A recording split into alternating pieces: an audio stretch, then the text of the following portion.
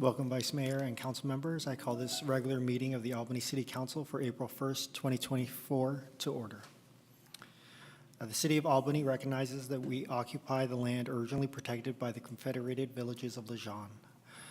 We acknowledge the genocide that took place on these lands and must make strides to repay the moral debt that is owed to this indigenous people, specifically the Ohlone tribe.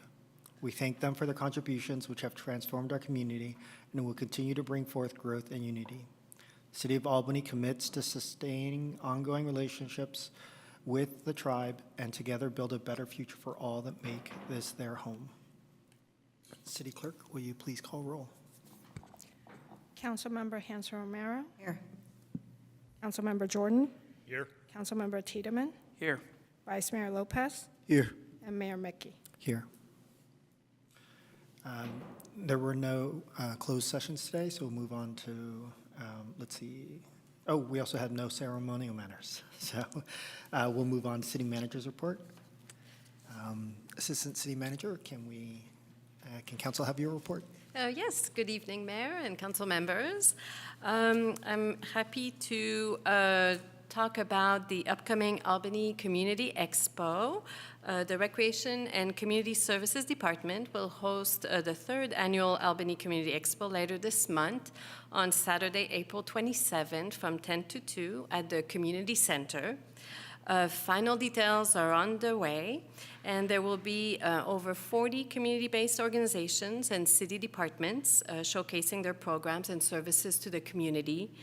There will be food trucks with sweet and savory options, live entertainment, presentations on topics such as nutrition, irrigation for your garden, Albany Hill Field Guide, and fire safety and disaster preparedness. There will also be a kid zone and free bike parking. So there's going to be something for everyone on that day. So hopefully you will be able to come for part of the day, and we expect also a huge turnout from the community. And for more information, you can visit the Community Expo webpage on the city's website.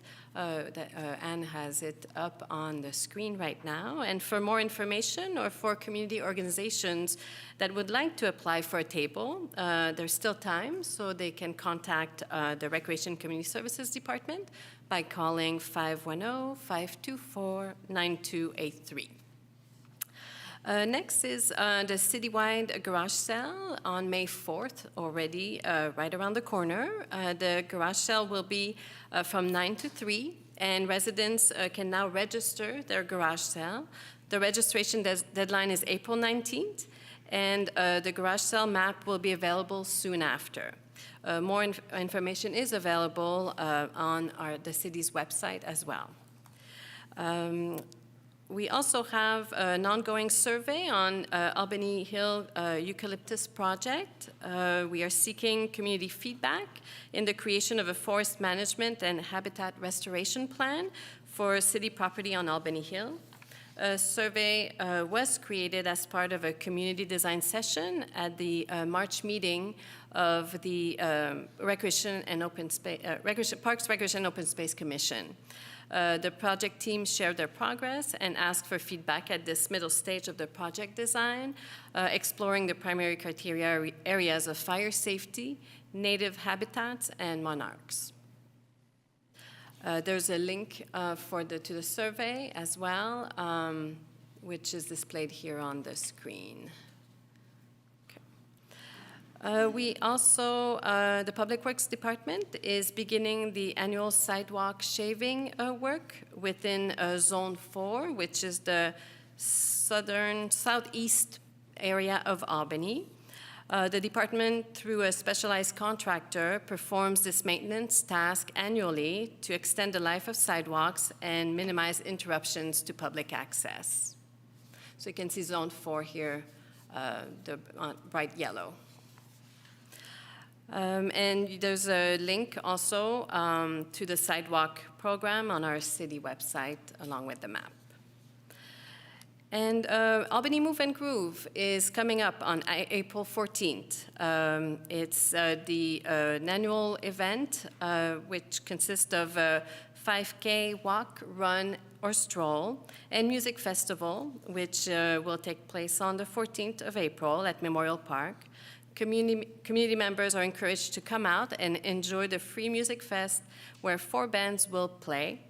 As a reminder, this event is partly funded with proceeds from the city's sugar-sweetened beverage tax, and more information is available at moveandgroove.org.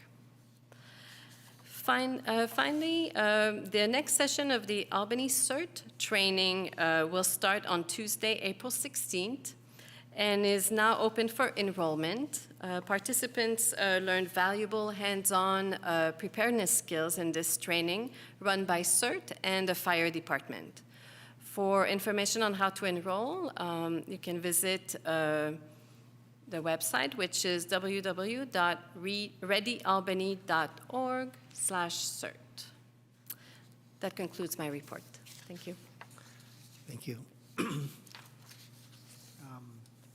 If anyone attending would like to ask questions about or comment on the Assistant City Manager's report, please raise your hand, either online or in the room.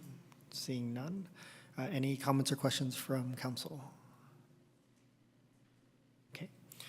Moving on to item 6, Good of the City. Good of the City, this is for attendees to provide council comments, information, and questions on items that are not on the agenda. Please raise your hands now in the room or online. By phone, you can press *9.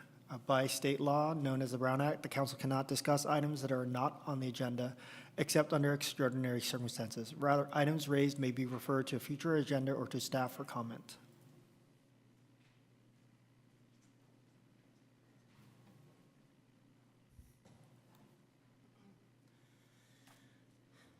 Council members, my name is Sarah Daniels, and I am a resident of Albany.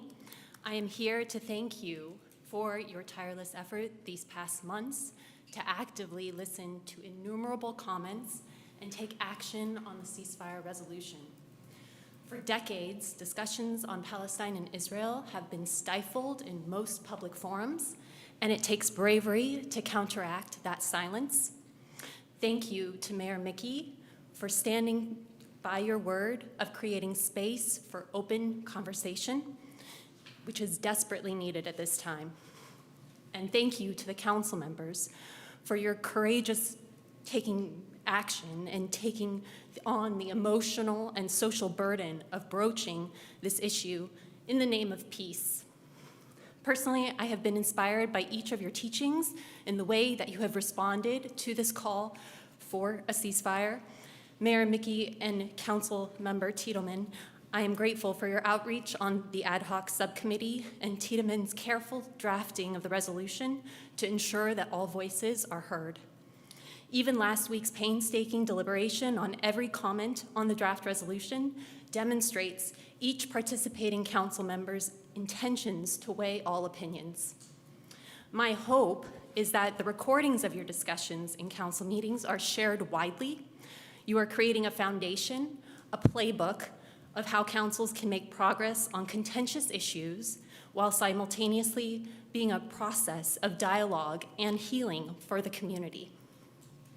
Within this chamber, we have witnessed meaningful public discourse, community engagement, freedom of speech on a very heated topic, and despite the challenges that came with it, you proceeded. And while council meetings were imperfect, we still maintained relatively high attendance on this topic, and this should be celebrated. This is proof that we can have productive in-person conversations and combat the vitriol that is spewed on social media, which is a true threat to our society's well-being and democracy. And so I echo the words of Vice Mayor Lopez in hoping to see more residents become civically engaged. Your support of having difficult conversations here as our council members is an invaluable gift. And local activism that is encouraged by our city leadership can only have and help us to ground us, empower us, and strengthen our community. Thank you. Thank you for your comments. Before I let the virtual attendees in, I know there was several hands that went up. at the beginning of the meeting. If you guys can, if you'd like to make a comment, please hit *9 if you're on the phone, or hit the raise your hand button.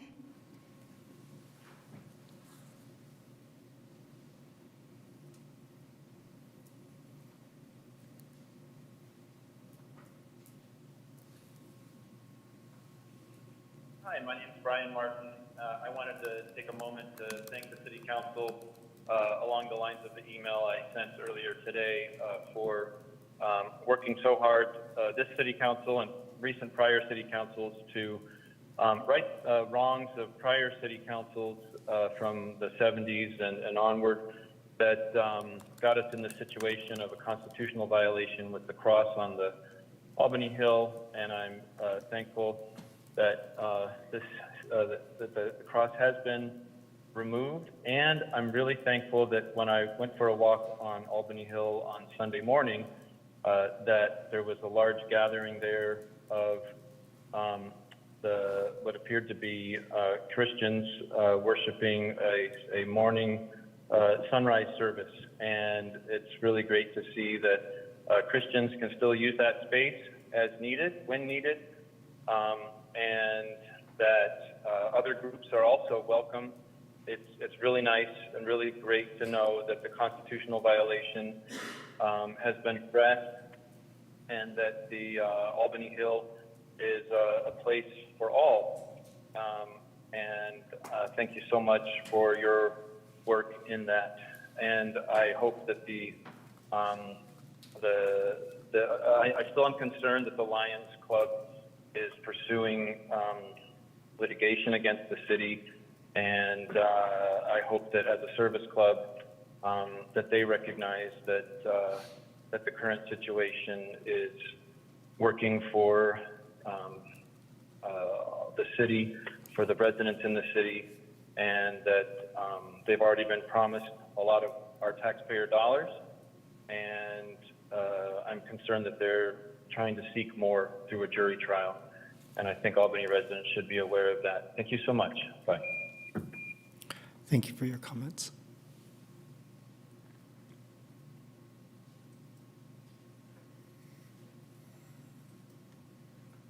Good evening. Happy Cesar Chavez Day, everybody. It's Jeremiah. Hey, I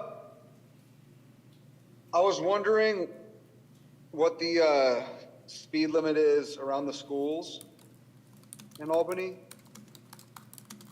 Is it still 25? Has the city organized anything yet to make it safer around the schools for speeding cars? I haven't seen anything for years. I do know that because of money, because of the commercial districts, because of businesses and money, cash flow, you did reduce the speed on Solano to 20 miles an hour. But that was because of money. Now, if you were to reduce the speed limit around the schools, that would be because you're doing it for the right reasons, not because of the money. So I'm waiting. I've been waiting for over 10 years for this city to get organized to put school zones in the municipal code book. Did you know that Albany is the only city in Alameda County without school zones in their municipal code book? I wonder why. You know,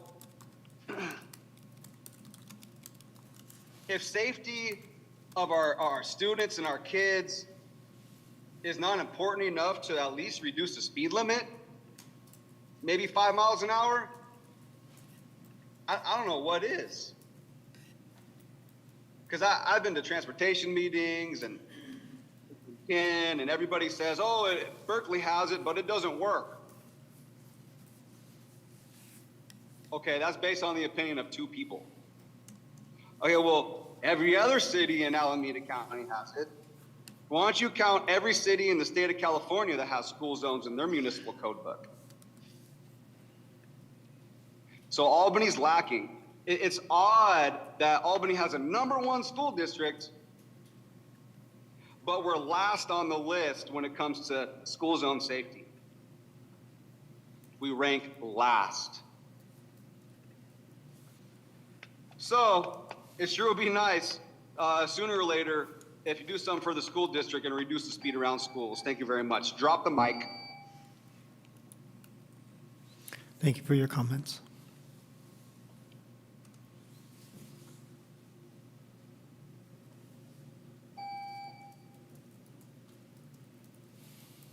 Hi, my name is Catherine Beers, and I want to start by thanking the council for doing so much on sustainability. Really appreciate things like the street trees, the heat pump rebates, and EV chargers, so great work on all of that. I want to request that a couple of things to bring more light to the climate emergency that we're facing. First, adopting the resolution that the CAC recommended for climate emergency declaration for City Council, so we can prioritize climate action with the speed and urgency that we require to meet the demands of today's world.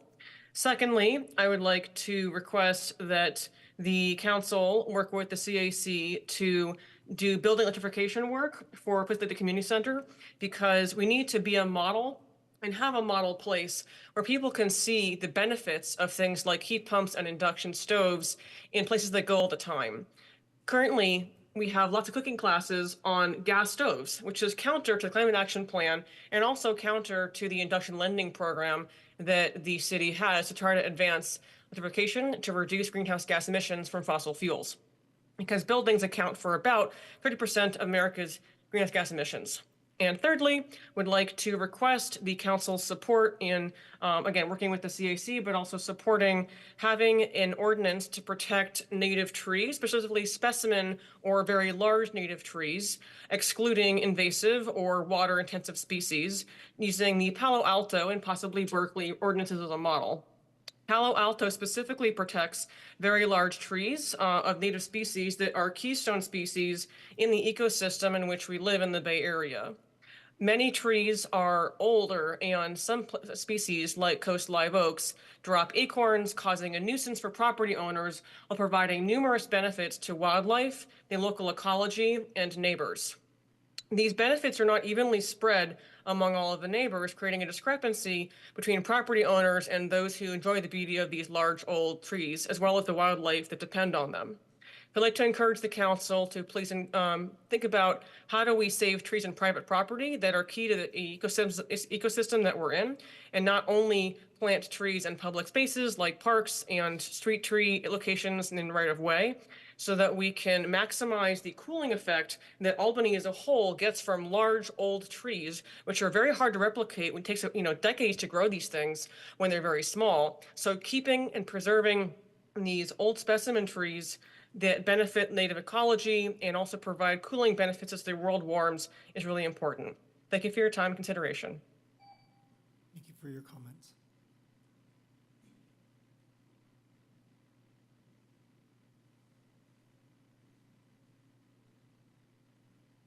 Good evening. This is Dr. Stephen Elker. I want to address the city's practice of only alerting those within 300 feet of any construction project. Last week, I provided city officials with comments I'm about to make. They are not being blindsided by my remarks. Last November, I received a notice of public hearing from the Planning and Zoning Commission regarding minor additions to 919 Ventura Avenue, a private residence. I did not receive a similar notice for the 5-story mixed commercial residential building proposed for 1600 Solano Avenue, about 400 feet from my residence. The building variances at 919 Ventura Avenue are of little consequence. In contrast, if built, the 5-story modern box proposed for 1600 Solano will drastically change the character of Solano Avenue. Accordingly, I emailed the council that the lack of notification for 1600 Solano compared to 919 Ventura was the height of hypocrisy. Mayor Tiedemann replied that 2 public hearings were held for 1600 Solano. Samantha and Community Development confirmed that I was not notified of these, given that I reside more than 300 feet from the building site. Whereas the city follows its approved ordinance of notifying only those within 300 feet of new building projects. This practice is utterly inappropriate for large multi-story projects, which will impact all of Albany. The council is aware that I distributed a notice highlighting this issue to over 2,700 Albany households. In my conversations with almost 150 individuals, all agreed that this practice limits public discourse so that the council can push through new building projects under the radar by purposely not notifying all Albany residents. Community Development Director Jeff Bond wrote in an email, state laws precluded Albany from sending out a citywide notification for new building projects. He forwarded a document, 2002 Planning and Zoning Law, Volume 1 and 2, citing subsection 4A in notification procedures, which details the state mandate for alerting those within 300 feet of new construction. On that very same page, however, subsection 5C reads, in addition to the notice required by this section, a local agency may give notice of the hearing in any other manner it deems necessary or desired. Contrary to Jeff Bond's assertion, no state laws prevent the city from issuing citywide alerts.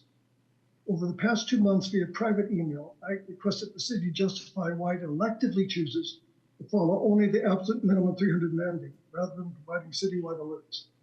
I suggested that city attorney could provide the draft language for new ordinances which distinguish between small projects, for which 300 feet notification is appropriate, from much larger multi-story projects which merit citywide notification. To date, I've received no response from any city official. Accordingly, I'm requesting that council members Tiedemann and Jordan, who voted in favor of Solano, provide a rationale for the practice of only notifying those within 300 feet of new construction, regardless of project size.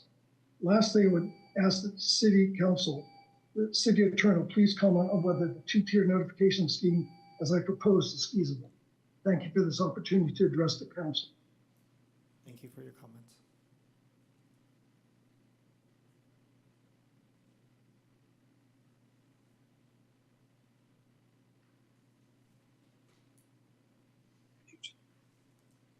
Hello, this is Dan Johnson. I'm calling in because I'm really concerned about big oaks being cut down around the city.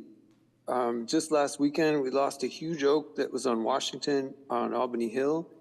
And today there was one on Brighton that someone's cutting up. I don't know what to say about this. It's really shocking that I thought we had a tree protection ordinance in place in Albany. And then I looked and we have a tree removal ordinance. It's literally called that. And it only applies to the undeveloped land on Albany Hill.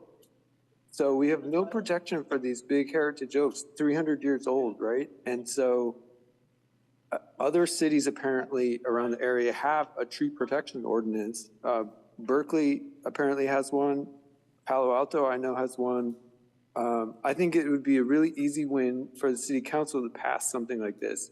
So I'm asking city council to add this to your agenda for next meeting, adopt the Berkeley tree protection ordinance that would protect these big heritage oaks.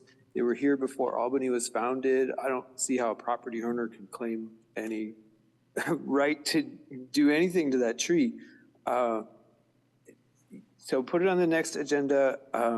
It would be great to pass the very same ordinance that Berkeley has. It's been vetted over the years. They've modified it. It's been tweaked. There's no need to reinvent the wheel here. And it would give consistency across the whole East Bay to arborists working in this area. Consistency is good for tradespeople. We need that protection. So thank you very much. I hope this has some impact. Thank you for your comments.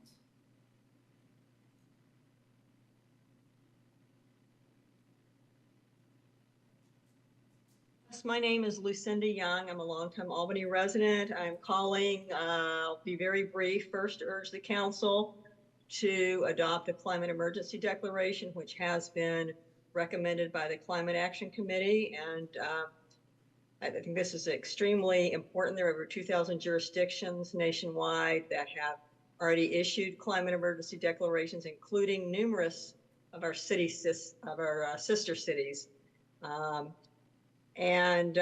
Second, I want to echo the concern expressed by two of the previous speakers about the removal of several of our very old oaks, over 300 years old. I understand one was taken out last week, and another one was going to be taken out today, but after some discussions with neighbors, the homeowner has postponed, at least for the interim. I would strongly urge the council to look at the Berkeley and Palo Alto tree protection ordinances. These trees are important for a number of reasons. First, to address climate change, which the city council has recognized in the CAP. Second, we have a dual crisis of loss of biodiversity, and these trees provide habitat for a large number, really important part of our ecosystem. And third, they're really part of our history. They've been here for 300 plus years. So I would urge the council to look at that. Look at this tree protection ordinance. Thank you. Thank you for your comments.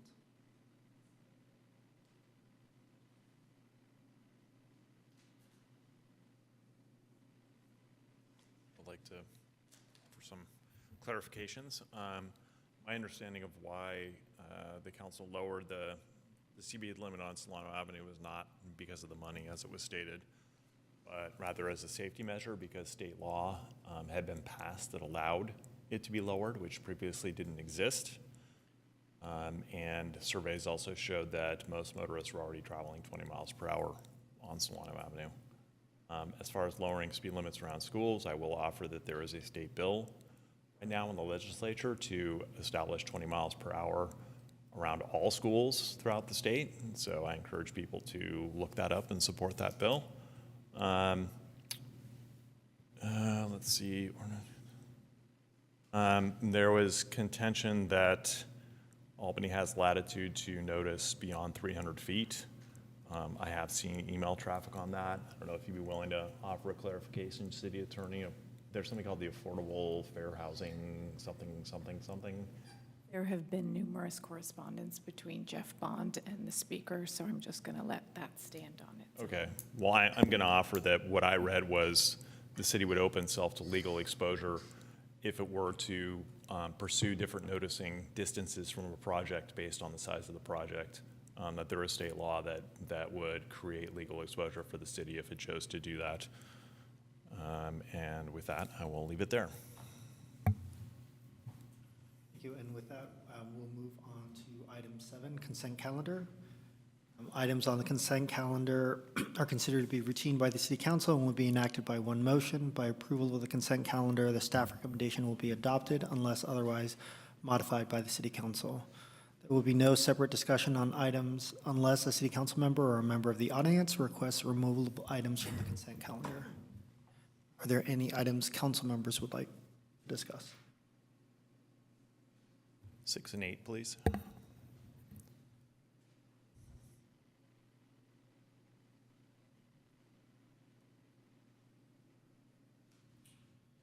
Any members of the public that would like to pull items? I'm not seeing any. We'll go to item 6. Yeah, it's not so much, not discussion at all. Just I want to pull it to thank staff because I sense that a lot of work has gone into this, and it's the kind of thing that is probably a lot of work relative to the actual purchase cost. A lot of work to figure out the right equipment, obviously, and to make the transition. And so I just wanted to thank you for doing that work on behalf of the city and reducing pollution in our area. I would second your comment, Councilmember Jordan. It seems like one of those things that's really easy. Just go out and buy an electric device, switch out your gas. But the reality is understanding really the needs of public works and kind of the on time, the amount of time that they actually need the device to be able to work is really important. So I appreciate the work they did.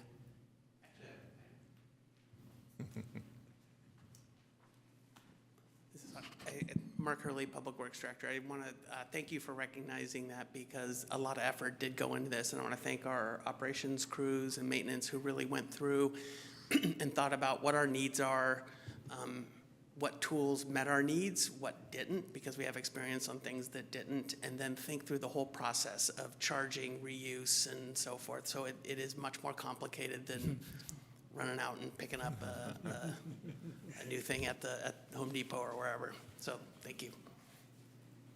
Yeah, it's not a home job or enterprise. Doesn't have to just work for 5 minutes. And item 7-8. Oh, yes, thank you. So this regards the proposed contracts for pre-construction engineering and planning and otherwise services on the Jackson Path segment from Buchanan to Village Creek, which is north of the new graduate student housing. And so I had a question. What is recommended by staff is to allocate $900,000 to this. The total of the two contracts is $400,000. $900,000, I believe, is the entirety of what Alameda CTC has provided at this phase. I'm trying to understand why allocate more than twice as much as the contracts are valued at.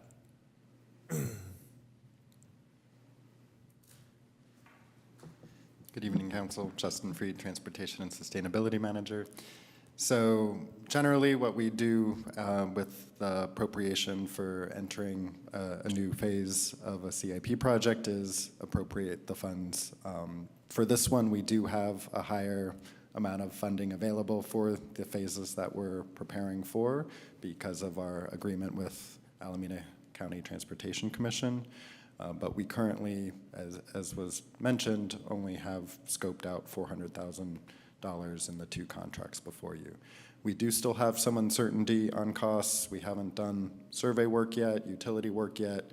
We haven't yet completed Caltrans review in terms of what environmental or right-of-way work we need to do to be federal fund eligible. So there may be additional costs, but we still, to what we know today, we don't expect to need to spend the money that we have funding for at this time. So traditionally, we appropriate the budget that we have when we're entering that phase, but we don't foresee needing to spend that full amount with what we know today. In appropriating it, is it specifically for the pre-construction phase, or is a CIP project it could, what is unspent on pre-construction could roll over to construction? It's for the pre-construction phase. We don't have to spend what's appropriated if we can complete the phase without spending that amount. We would just spend what we need to spend. If there are additional costs beyond the two contracts, we would be using our general procurement rules. So if it's a large additional expense, you would still see it as a contract amendment or a new contract coming for council authorization. If we don't spend the full amount in our MOU with Alameda CTC, we could seek for them to allocate those funds for the construction phase. The construction phase is not funded yet, so that will be a future discussion with Alameda CTC. Thank you. So the MOU is specific to pre-construction. The MOU is specific to pre-construction. Okay. That's correct. Okay. Okay. Thank you. Justin, if I, just hold on 1 second. Sorry, I saw, did Kim raise her hand? Okay. Are we opening up for public comment right now? If we open it for public comment, we can bring it back to council, right? Okay, yes, we should open it up for public comment.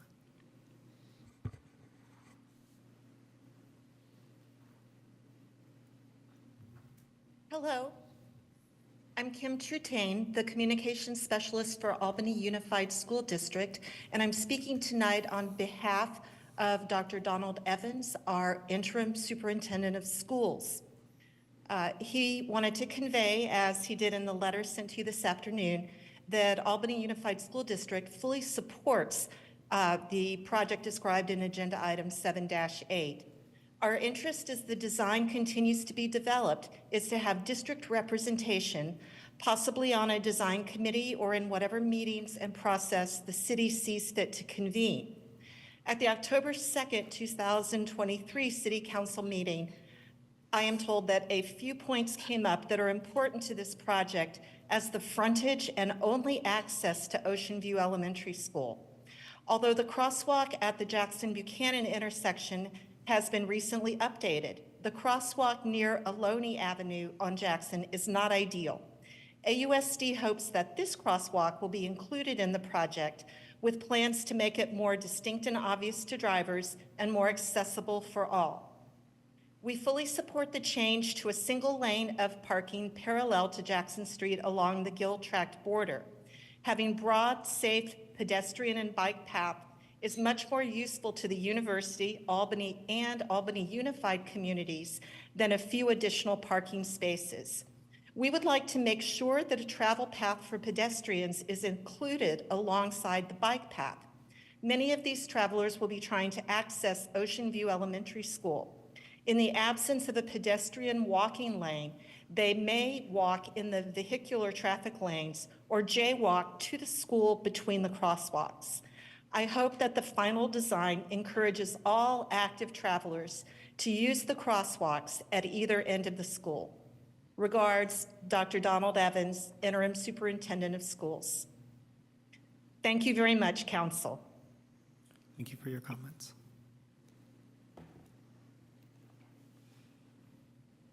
So, Justin, sorry, I asked you to stay up there because I knew what Kim was going to say. She had sent us an email ahead of time.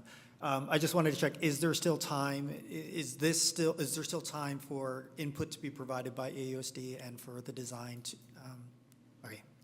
Yes, Nodding your head. one of the contracts before you tonight is with BKF for detailed design for this project. So there will be opportunity to work with the school district on reviewing designs as they're prepared.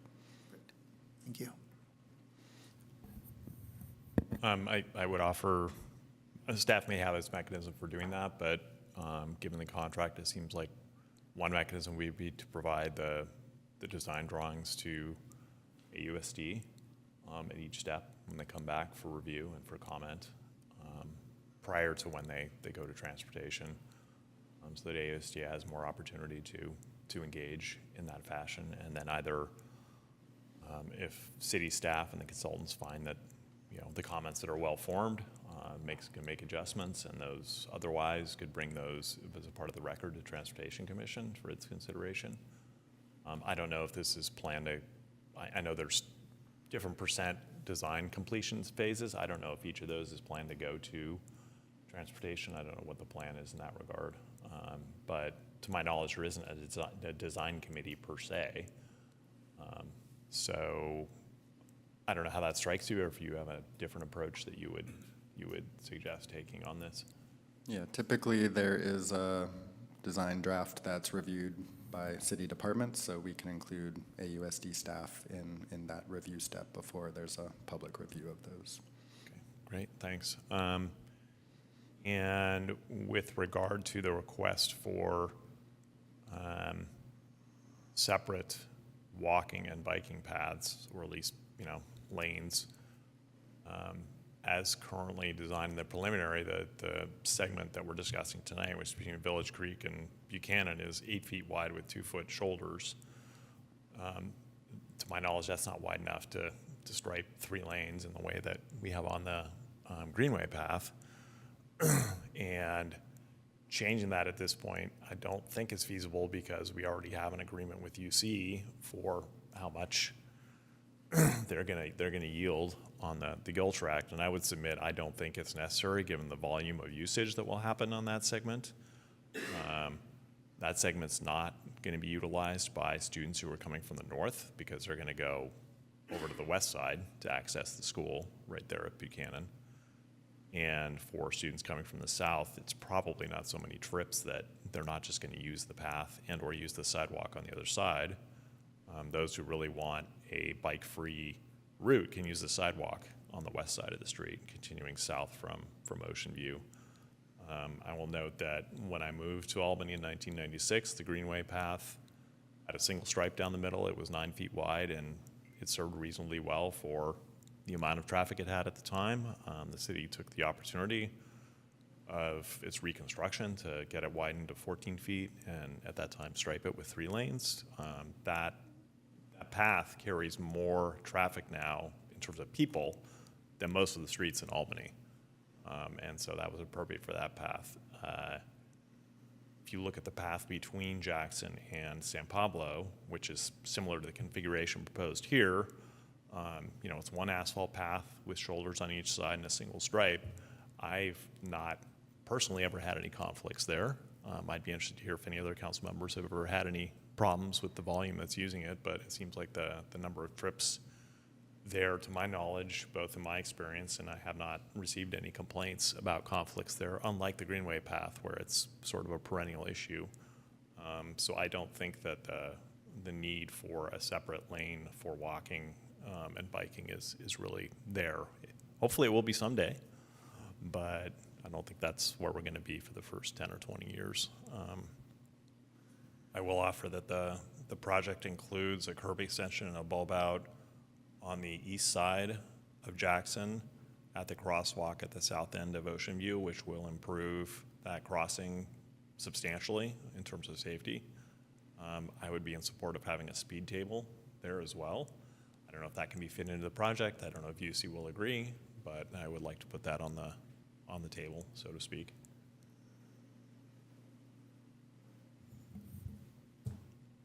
That's my 50 cents. Looking for any other comments from council members? Do we have any other public comments? Okay, seeing no other public comments or council comments, I'll look for a motion. I'll move the consent calendar. Seconded.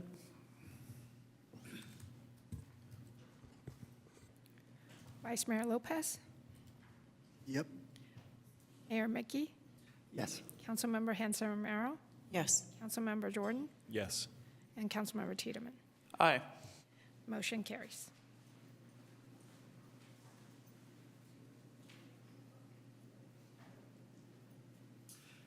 Moving on, next item on our agenda is 11, new business. 11.1, equal pay ordinance.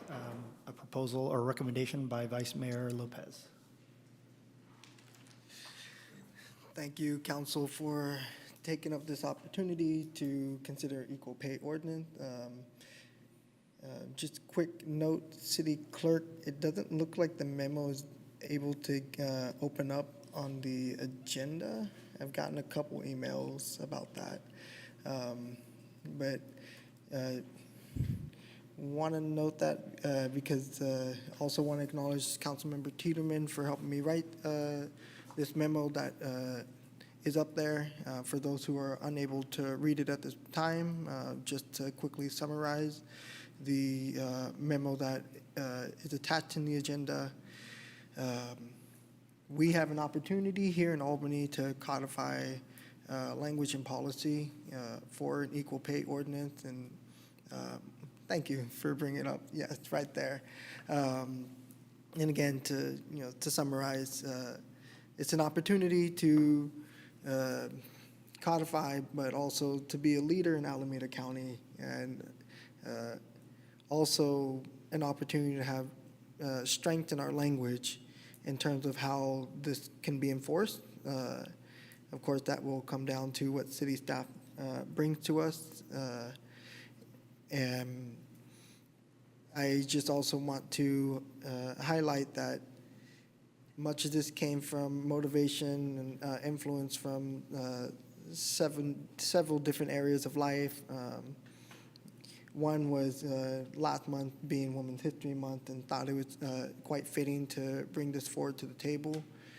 And two, I recently had seen folks that I know, leaders in other cities, highlight the similar ordinances that they had passed in honor of Women's History Month, and sharing what they have done.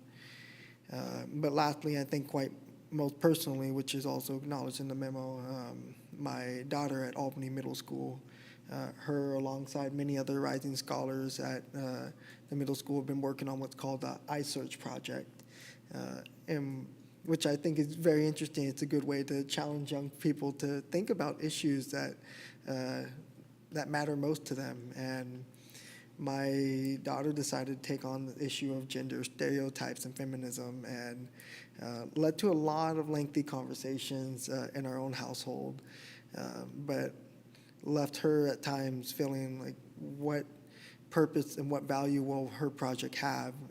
Will it make any change? Will anyone even pay attention to what she has to write? Because as she's doing her own research, came across the unsettling reality of not just gender stereotype, but the normalcy within our society of how folks who are not of male identifying gender are not particularly treated or heard equally. And so I found that to be an inspirational point for not just my daughter, but for many of her peers in her school to recognize like this is an opportunity to showcase that we can listen to youth voices, we can incorporate that and what they have into updating, upgrading, or enhancing our own city policy and truly becoming leaders in Alameda County. And before I pass the mic to to Councilmember Tiedemann, still stuck in the path there, to Councilmember Tiedemann to add further input there, I just want to also acknowledge the wonderful work that our educators and staff are doing at our local schools that challenge our youth to think about these very, very tough topics and teaching them how to find information, search information, back it up with sources and such.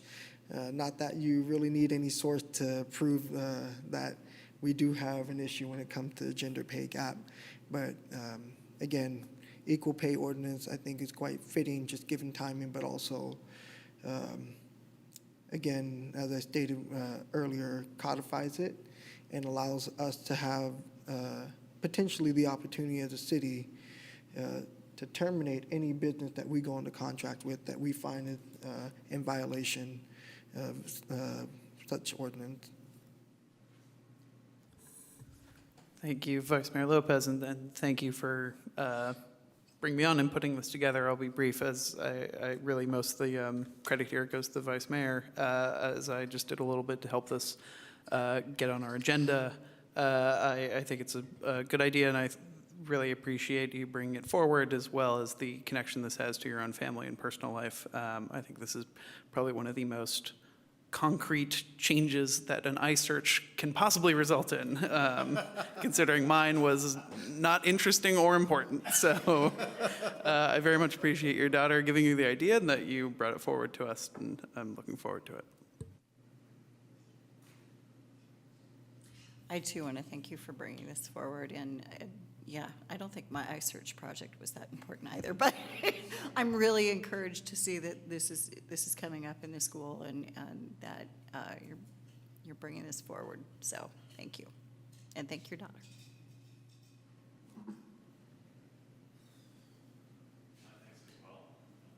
My thanks as well. Of course, I do have a number of questions. I'd be on myself if I didn't have a couple questions. So do you have any sense of how jurisdictions that have this ordinance do enforcement? So I'm aware that for reference, using a jurisdiction that's quite close to us in location, Hercules, they do have language within their ordinance that allows them to request access to any necessary document to ensure that vendor, business, or what have you that tries to contract with the city is in compliance.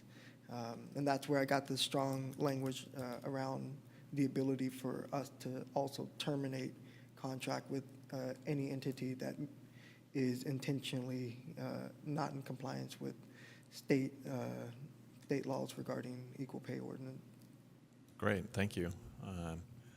You mentioned that intentional. I don't know if that's in there, but I guess if it's so to be unintentionally get a chance to correct their ways.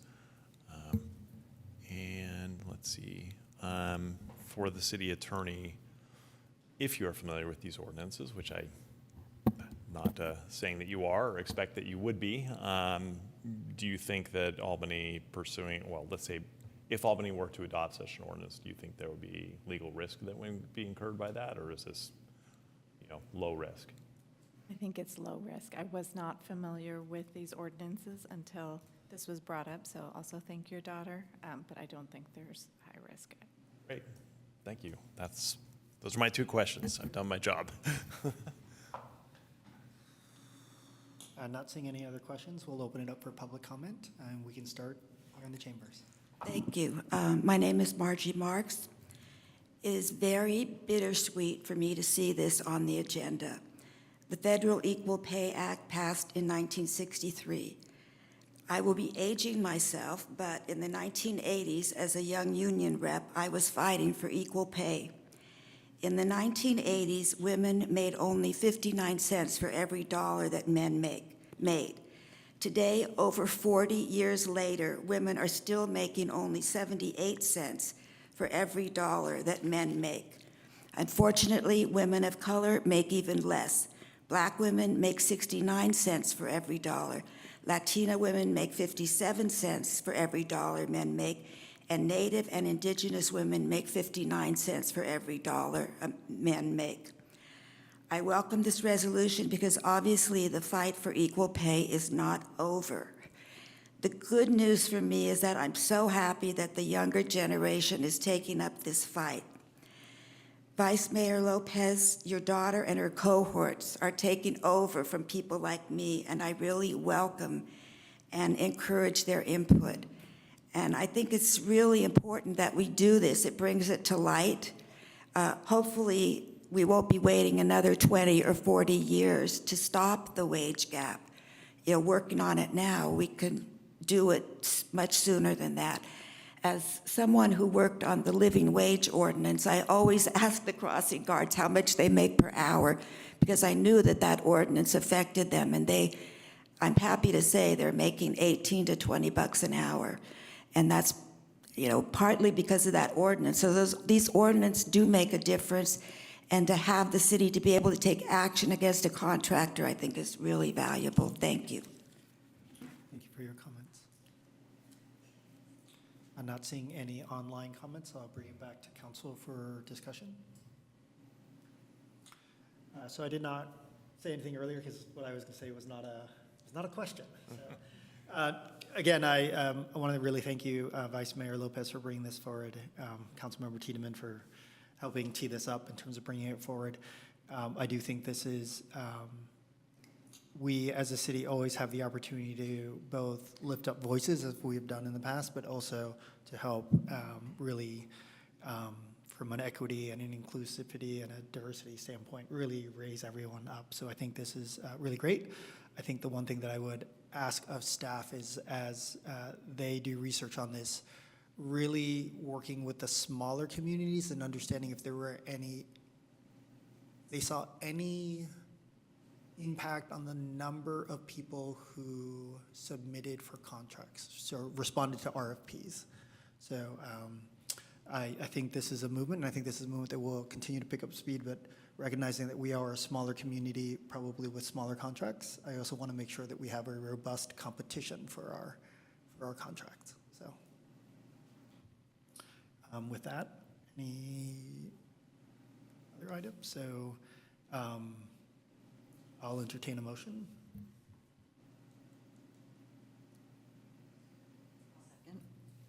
Well, we need the motion. Yeah. I motion to pass our equal pay ordinance for city staff to draw up for us. See, I was already jumping the gun, so. I can't imagine why. So I'll officially second. Councilmember Tiedemann, Yes. Vice Mayor Lopez, Yep. Mayor Mickey, Yes. Councilmember Hanson Romero, Yes. and Councilmember Jordan. Yes. Motion carries. Thank you. Moving on to item 11-2, override city officer bonding requirement via the charter. This is Councilmember Jordan. This is your recommendation. Yeah, thank you, Mayor. As I'll just restate in brief what's in the memo for those who are listening and haven't read it. Charter Section 3.03 requires the council to determine which of the city officers shall put up a bond as a condition of occupying the position, which was quite a surprise to me. I've never heard of that before. I've never heard of any city requiring that. And I don't find any provision for that in our code. So whenever that was put in the charter, and I have a feeling it was put in the charter near the beginning, the council never actually followed through over more than 100 years. So unless somebody is aware that cities regularly require this of their staff, I think it's a provision that shouldn't be in the charter.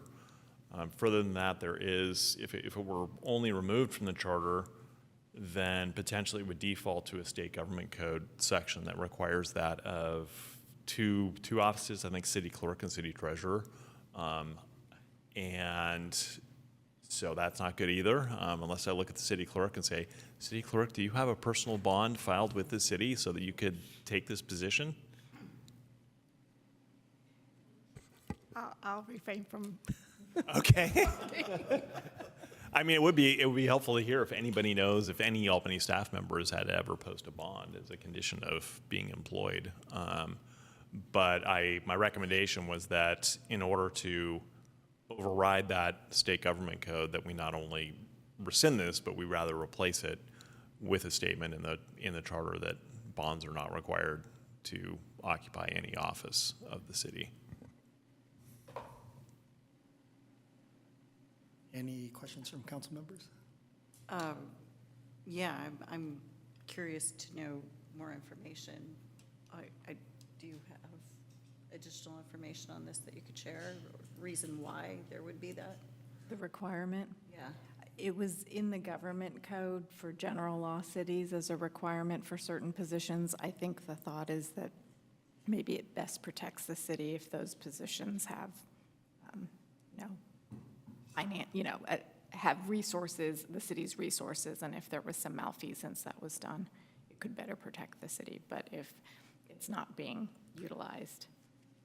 Gotcha, because I mean, I'm just thinking, back to like construction bonds and stuff like that. And, if there's a reason for it to be in place, as far as,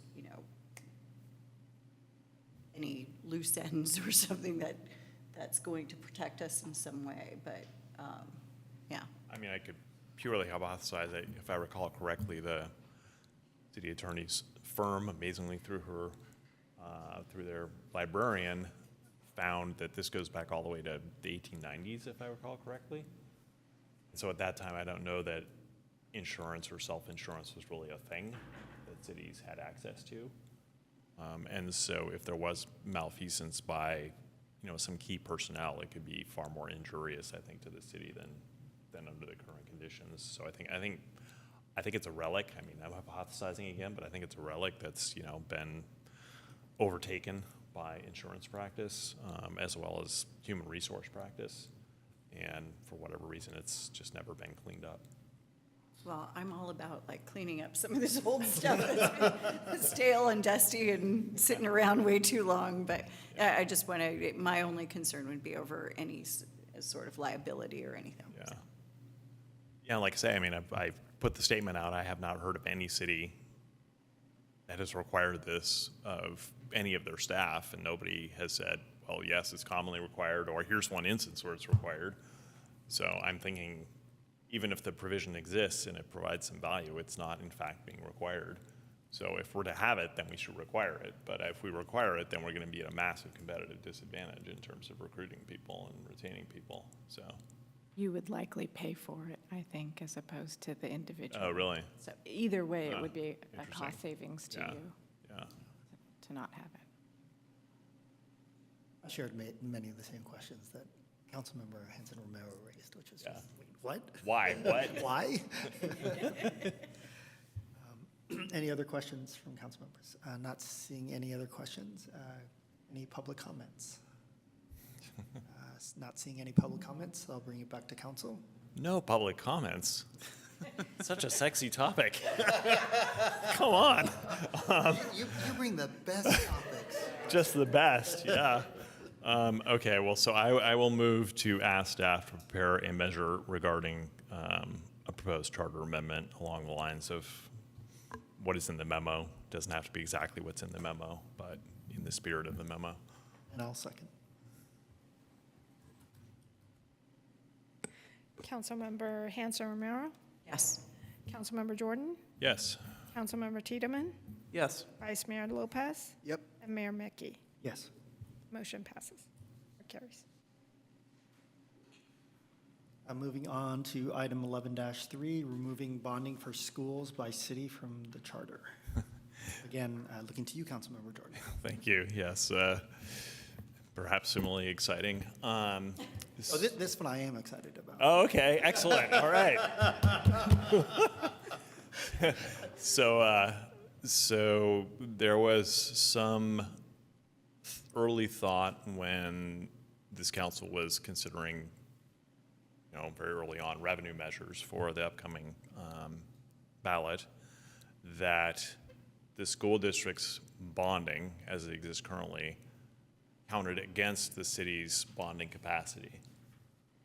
And with that being the case, the size of the bonds that the school district has out left very, very little, essentially, or a small fraction relative to the whole of the capacity left for the city, which was news to me and alarming news.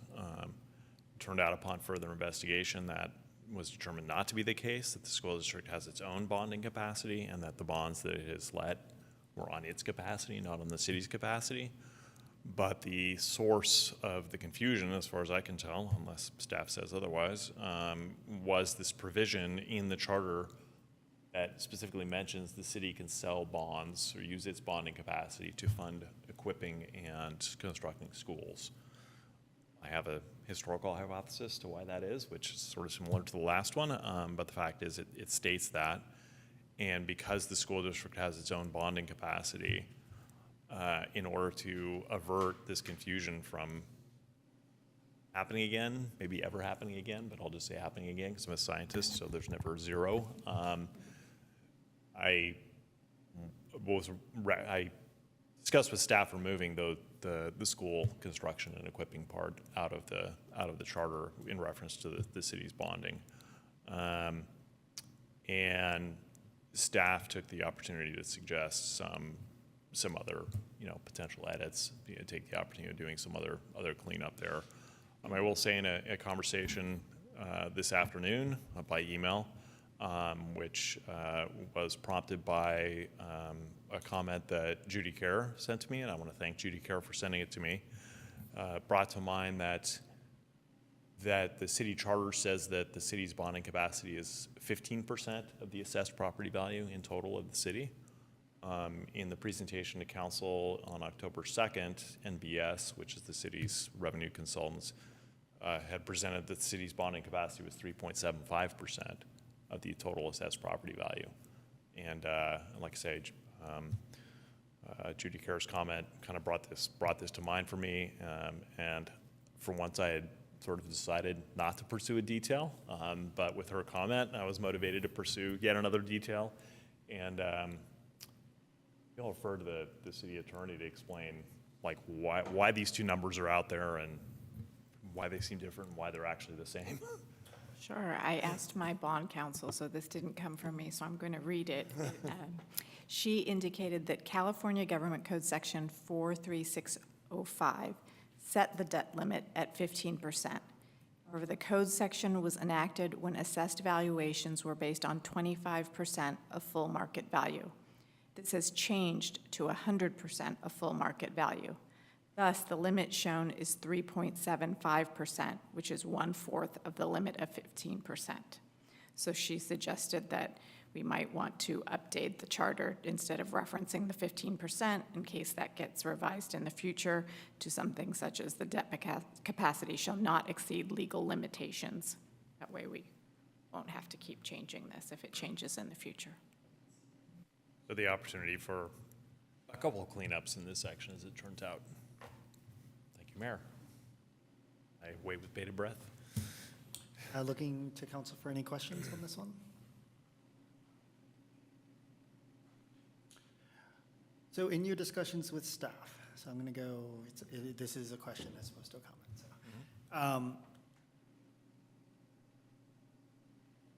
Is there a scenario where it actually makes sense for us to leave the ability for the city to take bonding out for the schools? In other words, for us to be able to use some of our capacity to help the schools beyond what they can bond on their own. Before I answer that, I realized I didn't relay that I emailed the Board of Education, I don't know, a month ago, several weeks ago, that I was planning to bring this forward, and there was no response. So for what that's worth, notification was provided. I don't know the answer to that. I think I got the sense from a response from staff, but not definitive, so I'll ask it here. If that language was removed from the charter, would the city still have the latitude to sell bonds that would pay for equipping and constructing schools? I would need to double check why that language was specifically stricken, if it was because we're not allowed to, or if just wanted more flexibility, so I could come back and answer that. Okay. Yeah, so that can be part of the motion then. My guess as to why it's in there, again, historically, is that the Albany School District was, well, the first Albany school was built in late 1908, shortly after the city was incorporated. So I'm guessing at that time that state law probably didn't provide for school districts at all, or for them to have their own bonding capacity. So the charter therefore recognized that it was on the city to do so. Can I add, I appreciate the city attorney double checking on this, but as it's currently written in the memo, the suggested language does say any purpose authorized by law. So unless there is some specific reason we needed that language, or something saying we cannot use it for schools unless we say that, we would be able to. I see.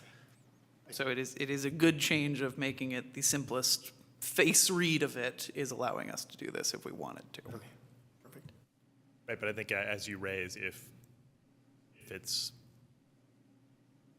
not legally allowed in the sense that if we don't state otherwise, the government code, whatever government code doesn't allow it, and we want to allow it, then we need that language. So I think that's a good catch, good call. And in comments, I'll raise why I was asking that question, but. Okay. With not seeing any other questions from council, did we ask for public comment? Okay, so no public comment. No. You didn't ask for Oh, public sorry. comment, but we do have public comment. We have public comment. Thank you.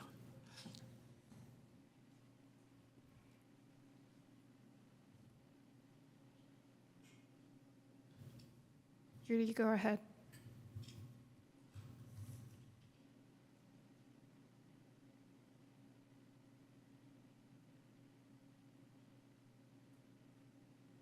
Looks like she's unable to unmute.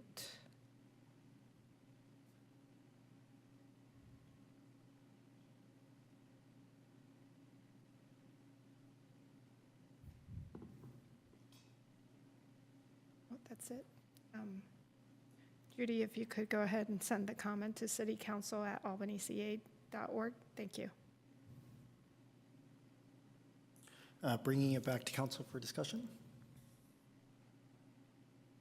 I'd just like to definitely make sure that we just double, triple check a couple of things prior to fully going forward with this. I think there's a level of potential misunderstanding or caveats that we are not really identifying right this second. So I'd definitely like to get some more clarification around it all.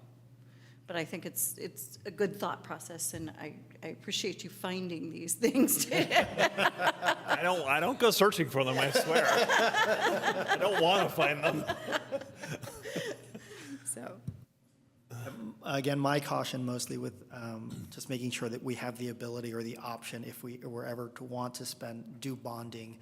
I was thinking primarily of things that might be a joint, something that we do in conjunction with the city, with the school district. So if, we were to do a performing arts center with them that, provides them with their needs, but also provides us with other needs. Maybe we don't do that through bonding, maybe we're doing an MOU anyways, but again, I just want to make sure we have flexibility. I do like the clarity of the new language, that we aren't going to get confused every time the school district bonds, but I also want to make sure we're not accidentally cutting ourselves off from some options. So that was my only comment. Any other comments? I'll just echo the appreciation. I'm all in favor of sort of the future proofing and small adjustments here. I wish we didn't have to like do it via an election, but I do appreciate the move to, make it clear and get us set right, especially as I know from experience, it is good to be exact on bonding language and the legal authority there if you want to do them, and I think there are a lot of uses for these down the road, so it's good to have it extra set of what authority we have and how much capacity we have for it. Thank you. Well, so I'll try to make a motion. So ask staff to draft a measure with, well, maybe in this case, rather than draft the whole measure, because there are more considerations here, maybe it makes more sense just to draft an amendment, because the measure is a huge wrapper that goes around the amendment. It's more work. So just to draft the amendment as discussed with particular investigation of whether removing the language regarding schools would then preclude the city from selling bonds that would go to school construction and equipping. And then also the language regarding capacity, which what we heard today from the city attorney was sort of initial pass. Does that capture the two items? I'll second that.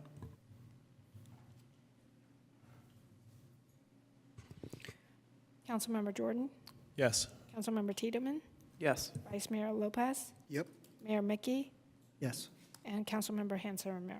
Yes. Motion carries.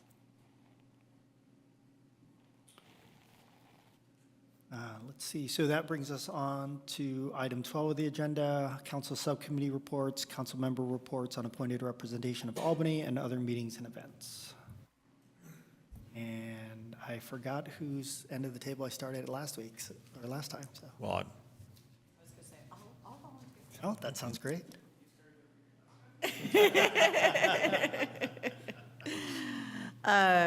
So a couple of wonderful things going on with stopwaste.org. Attended their meetings. There's an award nominations, which are coming up due on April 16th, Environmental Leadership Awards. And they're currently looking for nominations, and gardening workshops and community events this spring are coming underway. There's plenty of stuff going on there, so check out the gardening events calendar. Reuse and repair community comes together at Davis Street, so Stop Waste coordinates and hosts a reuse and repair network, which brings together Bay Area businesses and nonprofits involved in reuse, repair, and redistribution to connect and share resources and form partnerships. So that's coming up. Also, there is a Bay Area Climate Literacy Exchange event at Chabot Science in March. Oh, wait, I guess it was already passed. Sorry, it's April now. There's the Household Hazardous Waste Media Campaign is starting, and also next week, or I guess this week actually, is it this week or next week? Yeah, April 1st through the 7th is Food Waste Prevention Week. So there's just lots of great things always happening with them. They've got a lot of projects, they've got a lot of outreach, they've got a lot of connections. There's also a host of, different bills and everything that they're following and working on. So for anyone who is interested in more additional information or would like to get more involved with that, please do check out their website, stopwaste.org. Thank you, Councilmember Hanson Romero.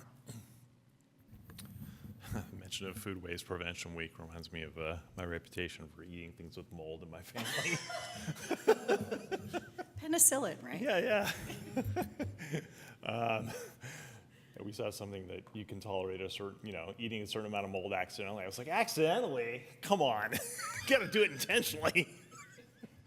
So the Alameda CTC met, and while this doesn't regard Albany, I think it's worth reporting of interest. So for 3 decades, there's been an effort to not have the motorists who are coming from Alameda through the Posey Tube go through Oakland City streets to get to I-880, and that is finally headed towards culmination. The step that was taken was passage of resolutions of necessity, which some of us are familiar with, which authorizes going to eminent domain to get the last few bits of property access that are required. This project will be a particular increase for equity because all that traffic flows through the southern, very southern margin of Chinatown, and it essentially surrounds one of the parks in Chinatown. And it's a very, very hazardous place for people to be walking, and it's going to basically move the access from city streets on the north side to a whole new ramp on the south side, so that those vehicles will no longer be in Chinatown, and they also won't be on any city streets. Still be I think they're hoping to put it out to bid for contract late this year, early next year. So it's 30 years, it's finally headed to happening.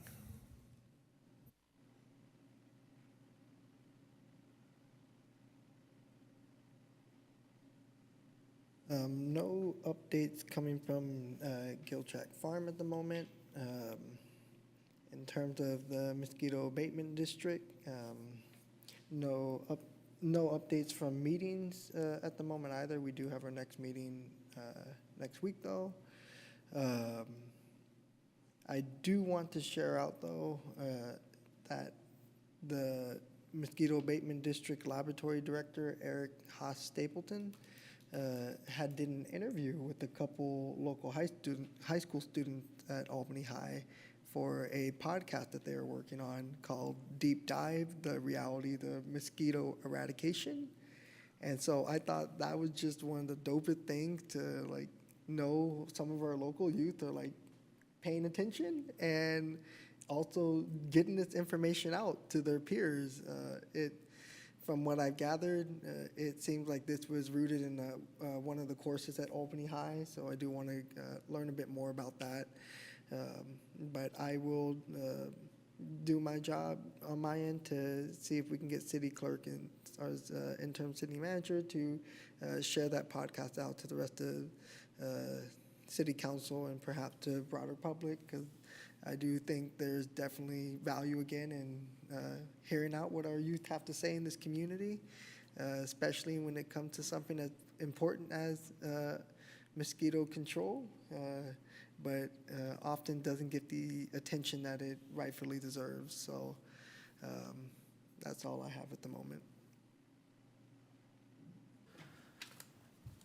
We had a meeting of the AVA Board of Directors last month where we discussed our dynamic load management policy, which is a policy required by the state for all similar organizations to develop that will essentially change pricing for energy consumers based on the time of day and how much demand there is.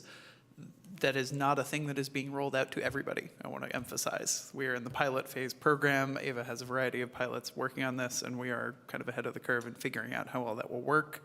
So that's something we're figuring out. We also extended the contract for AVA's CEO before he's giving us essentially extra time. As I updated last time, he tendered his resignation, but we're keeping him on until we have a new one.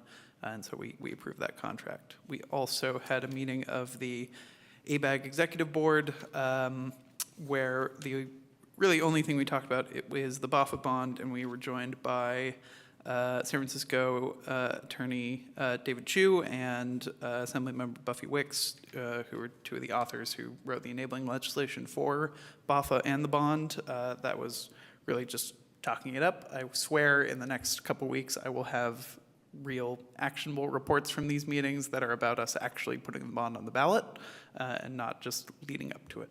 That's it. Thank you. I attended League of California Cities, let me see if I get this right, Housing and Economic Development Board meeting in Burbank.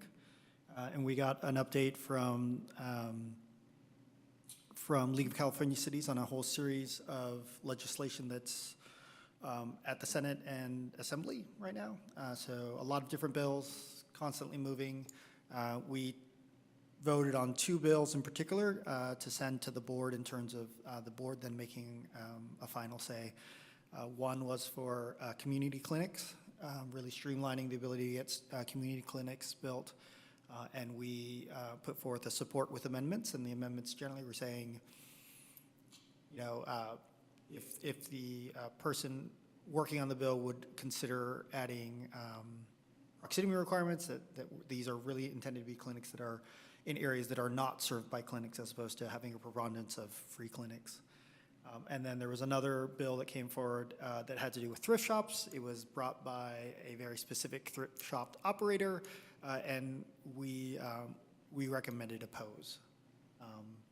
Because they wanted to streamline it and make all thrift shops the same as regular retail stores, and the general feeling was thrift shops have very particular needs and uses, and cities should still be able to apply conditions, use permits on those. So the league, the board recommended oppose. We also had a presentation by La Casa, which is the LA County version of, is it BACA? Sorry, I always get the. BAFA. BAFA. Bay Area Housing Finance Authority. And it was interesting because La Casa is taking a slightly different approach. So we're looking at a bonding measure, and they are actually doing a tax measure. And so they're going with a different approach. But that was interesting, and they are a year to 18 months behind us in terms of their process of getting that organization together. I had no other updates tonight. We did get an update from former council member Peggy McQuaid from the Housing Authority of Alameda County. And just a quick summary, she mentions, please do pull it off the agenda if you want to read in detail, but one item of note is the Housing Authority of Alameda County is preparing a series of wait lists openings, so there will be additional openings for those looking for affordable housing. And I think in the mentioning, there are currently 10 families in Albany that are taking advantage of those programs, but that the Housing Authority will be opening up additional wait lists.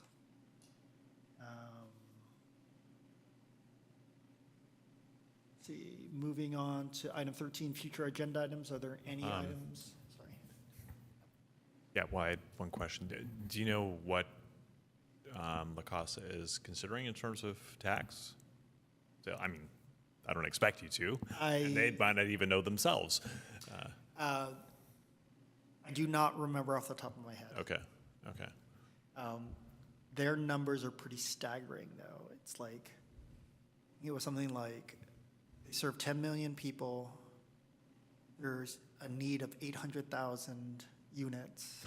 Like the numbers are, they just listed all these numbers, and it was just astronomical. Yes, yeah. And that's just LA County, so that's not even all of SoCal. I mean, it's just LA County. Right. So Thanks. it's a little overwhelming. Okay. And I think the other thing you might need to ask if there's public comment. Oh, sorry. Any public comment? Okay, sorry. Sure. Okay. Not seeing any public comment. We'll move on to item 13, future agenda items. Any future agenda items? So I have a couple. At its March 26th meeting, the Board of Education unanimously approved its resolution 2023/2415, asking the City Council to place a charter amendment on the ballot lowering the voting age to 16 in local elections. I believe that will be coming to us at our next meeting. And I think I mentioned this before, but maybe not. I'm preparing a memo on a tax to continue to provide emergency financial support to tenants. And this is to continue the program that's been funded by ARPA so far, potentially to initiate a revolving fund for code enforcement on rented residences, and to make legal counsel available to tenants with low income and rental providers of few residences. So I'm hoping to bring that the next meeting. Any other items?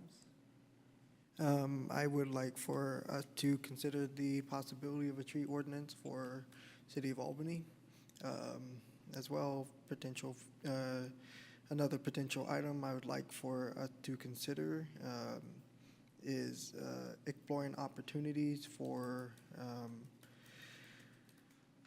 mobility friendly infrastructure in our parks for those of varying abilities and disabilities.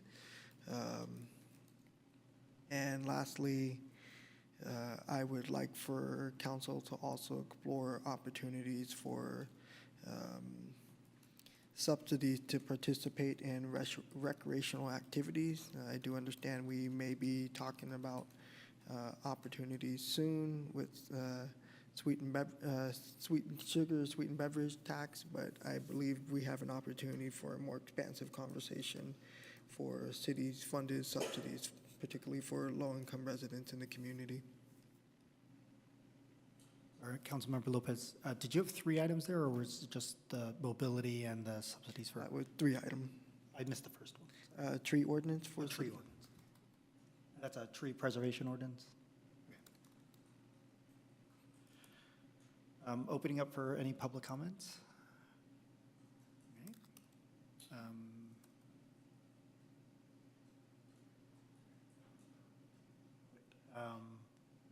Let's see, with that, we'll move on to item 14, announcements of city meetings and events. City meetings and events are listed on today's agenda. You can find that online. And with that, we will adjourn today's meeting. Thank you to all who took part in today's meeting. If you or a loved one has experienced thoughts of suicide, a mental health or substance use crisis, or any other kind of emotional distress, call or text 988 to speak to a trained crisis specialist. And with that, I'll adjourn today's meeting. Thank you, everyone.